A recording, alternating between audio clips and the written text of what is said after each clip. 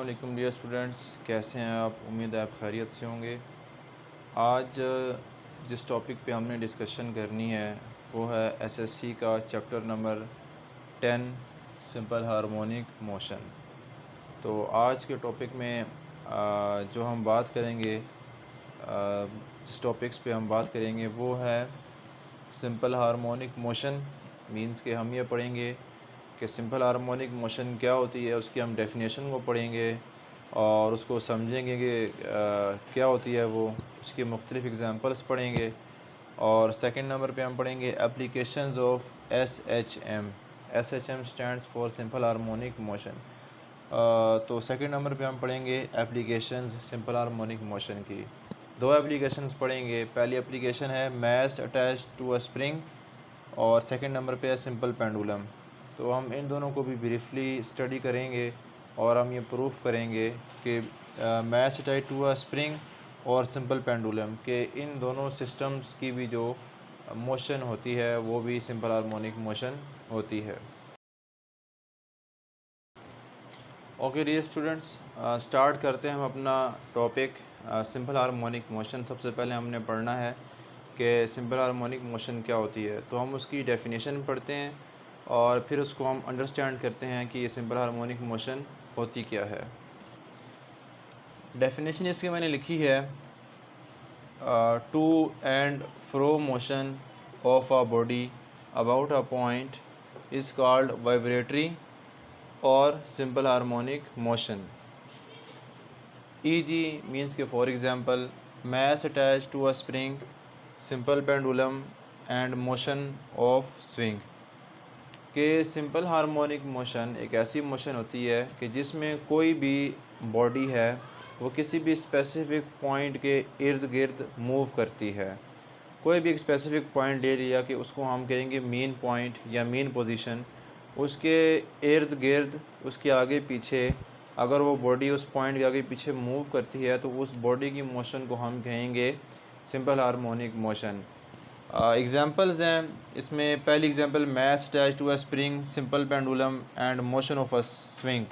अब mass attach to a spring और simple pendulum, इनको तो हम नेक्स्ट अब आगे डिटेल में हम पढ़ेंगे कि इन दोनों की मोशन सिंपल हार्मोनिक मोशन कैसे होती है और बड़ा अच्छे तरीके से इसको हम एक्सप्लेन भी करेंगे। इंशाल्लाह आपको समझ आएगी कि इन दोनों की मोशन कैसे सिंपल हार्मोनिक मोशन है। और जो थर्ड वन है motion of a swing. Swing आपने देखा होगा झूला, कि आप स्विंग में बैठें, ठीक है, और उसको आप पहले वो रेस्ट पे है, उसको आप खींचते हैं पीछे की तरफ या कोई पुश करता है पीछे की तरफ, ठीक है, और एक पोजीशन पे ला के, एक एक्सट्रीम पोजीशन पे ला के फिर उस झूले को छोड़ते हैं, तो वो क्या करता है, वो दोबारा मेन पोजीशन की तरफ जाता है, अपनी वस्ती पोजीशन की तरफ जाता है, लेकिन वहाँ पर वो ठहरता नहीं है बल्कि और आगे मूव करता है। आगे मूव करने के बाद जहाँ पर उसकी वेलोसिटी ख़त्म होती है, जहाँ पर उसकी वेलोसिटी सिफ़र हो जाती है, ज़ीरो हो जाती है, वो दोबारा मेन पोजीशन की तरफ आता है। मेन पोजीशन से फिर दोबारा दूसरी एक्सट्रीम पोजीशन की तरफ मूव करता है। तो यूँ क्या होता है, जो झूला होता है, जो स्विंग होता है, वो उस वस्ती पोजीशन के इर्द गिर्द उस मेन पॉइंट के अराउंड अपनी जो मोशन है उसको वो जारी रखता है। तो हम कह सकते हैं वो जो स्विंग है, चूँकि वो बार बार अपनी मेन पोजीशन के इर्द गिर्द आगे पीछे मूव करता रहता है, तो हम कह सकते हैं कि उसकी जो मोशन है वो सिंपल हार्मोनिक मोशन है। बाकी ये mass attach to a spring और सिंपल पेंडुलम है, इसको हम आगे डिटेल में स्टडी करेंगे तो आपको आइडिया हो जाएगा, आपका ये कंसेप्ट क्लियर हो जाएगा कि इन दोनों की मोशन कैसे सिंपल हार्मोनिक मोशन है। हमारा नेक्स्ट टॉपिक है mass attach to a spring. मैंने आपको पहले भी बताया था कि हम जो नेक्स्ट जो हमारा टॉपिक होगा उसमें हम ये साबित करेंगे कि mass attach to a spring, ये इसकी मोशन सिंपल हार्मोनिक मोशन कैसे है। तो अभी हम इसको स्टडी करेंगे डिटेल्स में और हम देखेंगे कि ये जो सिस्टम है मैस और स्प्रिंग का सिस्टम, ये कैसे एग्जिबिट करता है सिंपल हार्मोनिक मोशन। तो हम कंसिडर करते हैं हमारे पास एक ब्लॉक है, उसका मैस जो है वो m है और ये ब्लॉक एक स्प्रिंग से अटैच है और स्प्रिंग का जो दूसरा एंड है वो इस सपोर्ट के साथ अटैच हुआ हुआ है। अब ये जो पोजीशन है मैस की, इसको हम कहते हैं मीन पोजीशन, कि ये अभी इक्विलिब्रियम में है, ये रेस्ट में है, ये मूव नहीं कर रहा, तो इस पोजीशन को हम नाम देते हैं मीन पोजीशन का। अभी ये रेस्ट में है, कोई मूव नहीं कर रहा। अगर हम इस ब्लॉक को थोड़ा सा स्ट्रेच करें, थोड़ा सा इसको राइट की तरफ खींचें, तो क्या होगा कि ये जो ब्लॉक है इसकी लेंथ में क्या होगा, इजाफा होगा। ये आप सेकंड वाली फिगर में ये देख सकते हैं कि हमने क्या किया, इस ब्लॉक को इसकी मेन पोजीशन से राइट की तरफ खींचा तो इसकी लेंथ में इजाफा हो गया। उस लेंथ में जो इजाफा था, जो उसकी लेंथ में इंक्रीमेंट हुआ है, उसको हमने लेट से नाम दिया है एक्स का। तो जब हम इसको इस पोजीशन पर लेकर आते हैं, इस मैस को इस पोजीशन पर, लेट से ये इसकी एक्सट्रीम पोजीशन है, इसको हम पोजीशन ए का नाम दे देते हैं। इस पोजीशन पर ला के जब हमने इसको छोड़ा तो अब क्या होता है, चूँकि हमने फोर्स लगाई है किस पे, स्प्रिंग पे, थ्रू दिस ब्लॉक। इस ब्लॉक ने क्या किया है, स्प्रिंग पे फोर्स लगाई है, स्प्रिंग की लेंथ में इजाफा हुआ है। तो अब रिएक्शन के तौर पर स्प्रिंग भी तो इस पे फोर्स लगा रहा है, ठीक है। तो जो स्प्रिंग इस पे फोर्स लगा रहा है उसे हम कहेंगे वो रिस्टोरिंग फोर्स है, और उस फोर्स की जो डायरेक्शन है वो है towards the mean position. Means के ये जो एक्स है इसकी ऑपोजिट डायरेक्शन में वो फोर्स एक्ट कर रही है, जो कि रिस्टोरिंग फोर्स है, और वो रिस्टोरिंग फोर्स ये स्प्रिंग प्रोवाइड कर रहा है। तो जब हम इस ब्लॉक को इस पोजीशन पर लाकर छोड़ेंगे तो due to the restoring force which is acting towards the mean position, ये ब्लॉक क्या करेगा, पीछे की तरफ मेन पोजीशन की तरफ मूव करेगा। तो जब ये मेन पोजीशन पे पहुंचेगा तो मेन पोजीशन पे पहुंचते वक्त ये वहाँ पर स्टॉप नहीं हो जाएगा, बल्कि एक पे पहुंचते वक्त ये वहाँ पर स्टॉप नहीं हो जाएगा, बल्कि एक प्रॉपर्टी होती है बॉडी की, एनर्शिया। एनर्शिया की वजह से ये मेन पोजीशन पे स्टॉप नहीं करेगा, बल्कि दूसरी जो लेफ़्ट एक्सट्रीम पोजीशन है वहाँ मूव करेगा।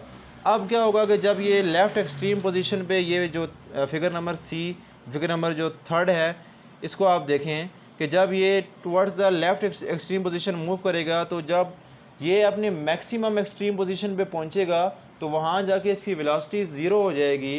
तो जब वेलोसिटी ज़ीरो हो जाएगी तो ये क्या करेगा, ये दोबारा फिर रिस्टोरिंग फोर्स की वजह से मेन पोजीशन की तरफ आएगा।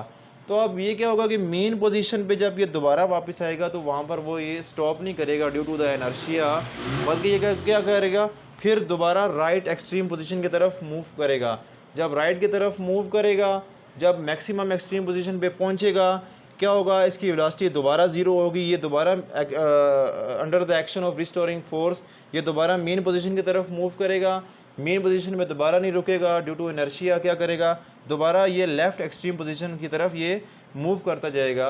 तो हमने देखा कि ये जो मैस है ये क्या है, ये भी अपनी मेन पोजीशन के इर्द गिर्द क्या कर रहा है, मूव कर रहा है। पहले हमने इसको यहाँ पर लाया, यहाँ पर ला के छोड़ा, ये मेन पोजीशन पे गया, मेन से क्या हुआ, लेफ़्ट एक्सट्रीम पोजीशन पे गया। जब वहाँ पर वेलोसिटी ज़ीरो हुई दोबारा मेन की तरफ आया, मेन पे लेकिन ये रुका नहीं, बल्कि दोबारा एक्सट्रीम पोजीशन की तरफ चला गया, वहाँ से दोबारा मेन पे आया, फिर एक्सट्रीम पे गया। तो हम ये देख रहे हैं कि ये जो मेन पोजीशन है इसके इर्द गिर्द ये क्या कर रहा है, ऑसिलेट कर रहा है। तो हम कह सकते हैं कि ये जो सिस्टम है mass attach to a spring, ये भी एग्जिबिट करता है सिंपल हार्मोनिक मोशन, क्योंकि हम देख सकते हैं कि ये जो मैस है ये अपनी मेन पोजीशन के इर्द गिर्द मूव कर रहा है।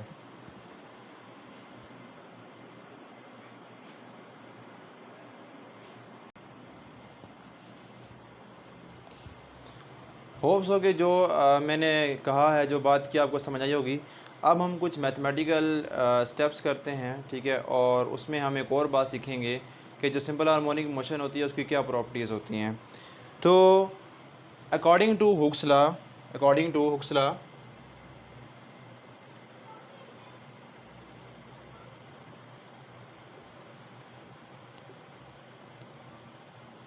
according to Hux's law, the increase in length of the spring, the increase in length of the spring is directly proportional to the force। Means कि वो ये कहता है हुक्स लॉ कि ये जो स्प्रिंग है, जब इसको हमने खींचा टुवर्ड्स द राइट पोजीशन, तो इसकी लेंथ में जितना इजाफा हुआ है वो रिस्टोरिंग फोर्स के डायरेक्टली प्रोपोर्शनल है। तो हमने चूँकि इस लेंथ को x का नाम दिया हुआ है, जो इसकी लेंथ में इंक्रीमेंट हुआ है फ्रॉम द मीन पोजीशन, जो स्प्रिंग की लेंथ में जो इंक्रीमेंट हुआ है, जो इंक्रीज़ हुई है उसकी लेंथ, उसको हमने x का नाम दिया है। तो अकॉर्डिंग टू हुक्ला हम इसको कैसे लिख सकते हैं? हुक्ला ये कहता है the restoring force is directly proportional to the displacement from the mean position, कि मीन पोजीशन से जितना वो डिस्प्लेसमेंट है, जितना लेंथ में इंक्रीमेंट हुआ है, वो फोर्स और वो आपस में क्या है? डायरेक्टली प्रोपोर्शनल हैं। अब यहाँ पर एक माइनस साइन भी है, ये माइनस साइन।